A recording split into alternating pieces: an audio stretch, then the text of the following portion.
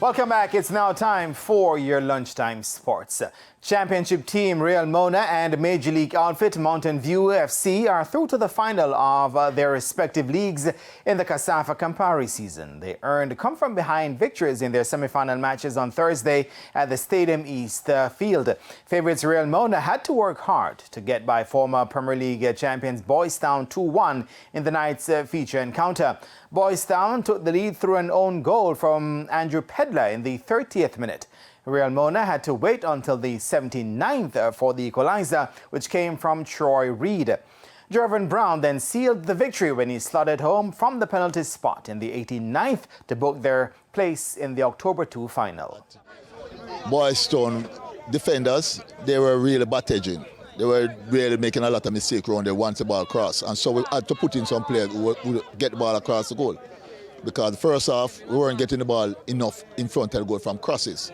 And so we realized Boys Town couldn't handle the crosses them, so we decided to make some adjustment and go for it that way.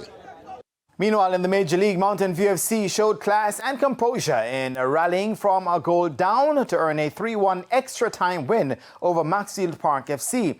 The green and black clad unit fell behind through a 23rd minute own goal from Jaheim Robinson. But they responded quickly and were level 3 minutes later when Troyland Williams converted from the penalty spot. With no more goals in full time, Mountain View took the lead 8 minutes into extra time, Dwayne Trowers scoring. Trowers then sealed his team's place in the final when he netted his second and Mountain View's third in the 13th minute. Now, favourites Marvelly Huandena and New Kingston will meet in the second Major League semi-final, while Medforest will face Barbican in the championship on Sunday, also at the Stadium East field, of course, weather permitting. Now, a decision on the playing of Issa, Manning and Acosta Cup matches on Saturday will be known later this afternoon. It's understood that the Inter-Secondary Schools Sports Association, Issa, will make the announcement due to the imminent passage of an adverse weather system. The National Meteorological Service says Jamaica and its territorial waters should begin feeling the effects of the Tropical Depression 9 as early as midday on Saturday, with an increase in showers and gusty winds. Schools that are designated shelters are scheduled to end classes half day on Friday, so preparation can be made for possible emergencies. Excelsior High is now officially a training base for the Jamaica Weightlifting Federation and its athletes.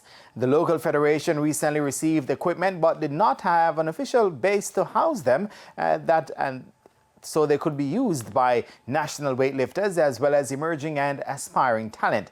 It has come as a relief for President of the JWF, Dr. Mark Broomfield.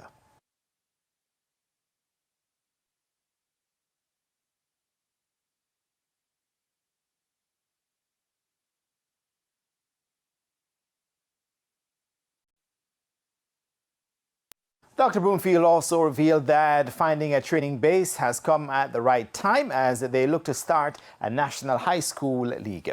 GC Foster College is also expected to be used as a national training base for weightlifting. And that's where we put down our weights for now. Shane, back to you.